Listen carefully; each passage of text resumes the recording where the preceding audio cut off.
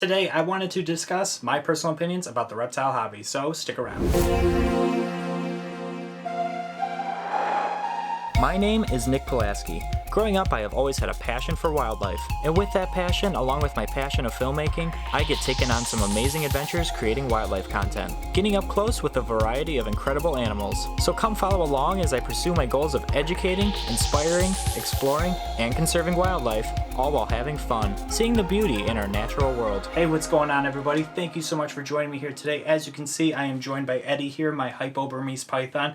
He is currently semi-wrapped around my leg right now, but we're making do with it. I mean, we're kind of letting him just kind of explore around and doing his thing. But today's video is not going to be solely about Eddie. It's going to be actually about the reptile hobby and my personal opinions about it. So I wanted to give two opinions. I want to give my personal opinion about where I sit in the reptile hobby, as well as where my personal opinion stands as the reptile hobby as a whole. So first off, we're going to start with where I personally stand in the reptile hobby. So we're actually going to take it many years back. And basically where I stood was I was just basically a small hobbyist that was just keeping here and there small little things as pets. So I was basically keeping corn snakes, garter snakes, leopard geckos, anoles, I mean, so on and so forth. You get the gist. And I didn't necessarily know about all that was going on and the industry behind the reptile hobby. It was kind of where a lot of keepers are, where they do not know about and understand the whole industry of things. They probably just see like a corn snake at a pet store or something like that, and they are just like, wow, this is super cool. Now, thankfully, due to the internet and stuff like that nowadays, that's kind of where I got introduced to things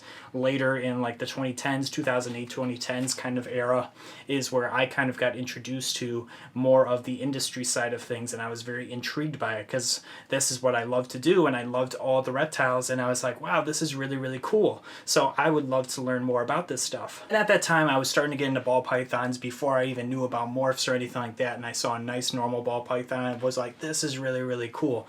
And I was like, man, that would be really cool to have. So I started doing my research on it. Didn't know at the time about morphs or anything like that. Looking back at it, it's kind of intriguing that maybe I just didn't even notice all the morphs that came about that were already in place and stuff like that. Like, I never realized all the different morphs and genetics about ball pythons until probably 2 years after first owning a ball python. So pretty intriguing, I would say. I would say probably the first thing that I noticed was probably going to my first reptile show at first and knowing about and learning about my first reptile show, which is actually the Cleveland Reptile Show.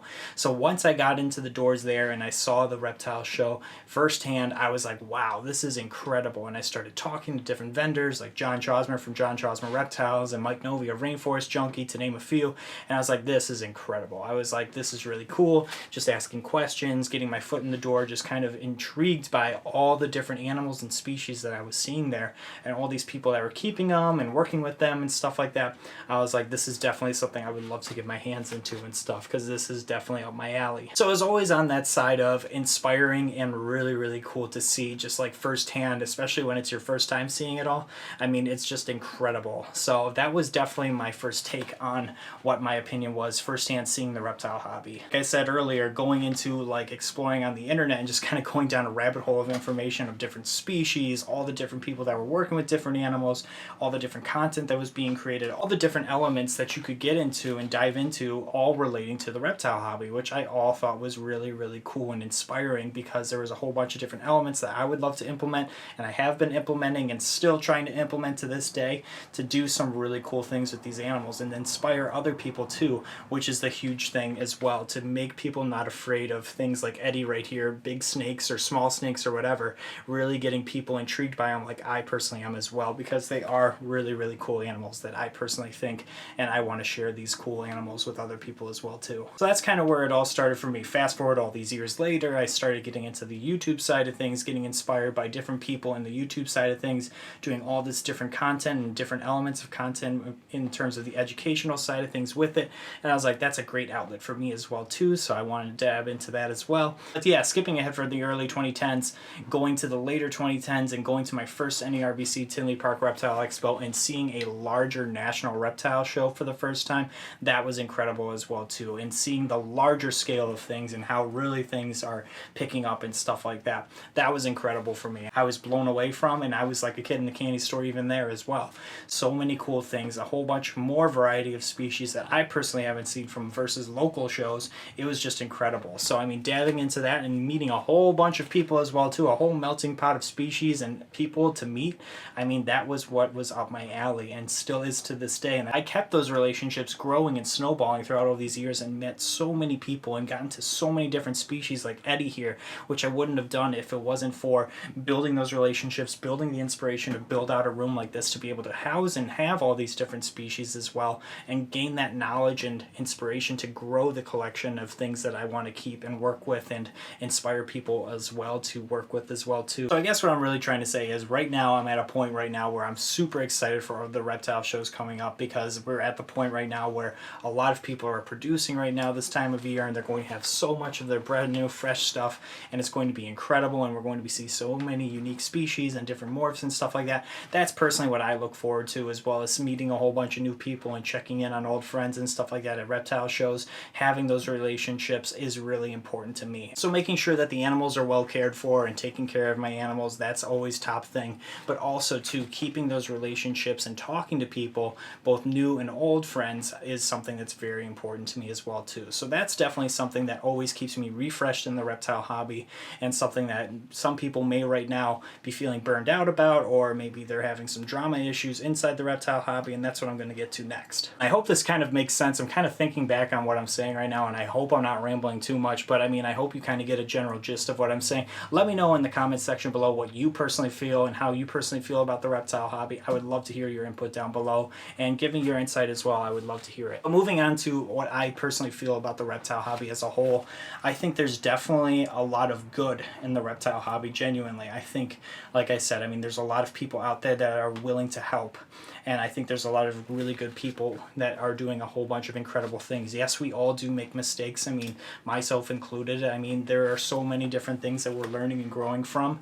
And we're all just trying to do better, I hope, for the most part, you know? I mean, that's definitely what I'm striving to do. And I know a lot of people are as well, too. But again, I know it's not all sunshine and rainbows out there. I mean, I know there's a lot of drama as well, too. I personally try to stay out of a lot of the drama aspects of it. I mean, I definitely see some of the things. I don't really read too much into these stories too much. I mean, there are definitely some that you can't avoid, and there's things that are out there that you definitely don't want to avoid and definitely want to hold people accountable for.